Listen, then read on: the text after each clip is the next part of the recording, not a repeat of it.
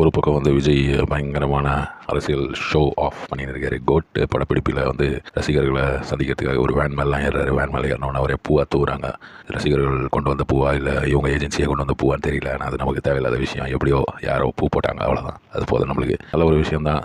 தமிழக வெற்றி கழகம் பயங்கர வெற்றிகரமாக ஒரு வாரம் ஆக போகுது போல இருக்குது. இப்போ இதே டைமில் வந்து உதயநிதி ஸ்டாலின் அவர்கள் வந்து அவருடைய அரசியல், அவர் வந்து பவரில் இருக்கிற அரசியல்வாதி, இவர் இன்னும் பவருக்கு வராத ஒரு அரசியல்வாதி. உதயநிதி ஸ்டாலின் வந்து ஒரு அறிக்கை விட்டுருக்காரு. அதாவது ஓபிஎஸ் இபிஎஸ் இவங்க 2 பேரையும் தாக்கி ஒரு அறிக்கை விட்டுருக்காரு. ஓபிஎஸும் இபிஎஸும் பேசிப்பாங்க, அவங்கள வந்து அடிமை கூட்டம் அப்படின்னு வேறு சொல்லிட்டாரு.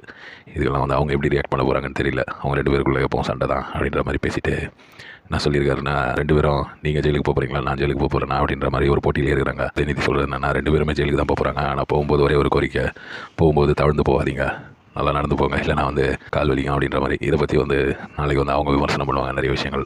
உங்கள் தாத்தா ஜெயிலுக்கு போனார், உங்கள் கட்சியில் எவ்வளோ பேர் ஜெயிலுக்கு போயிருக்காங்களே, அது இதுன்ற மாதிரி அவங்க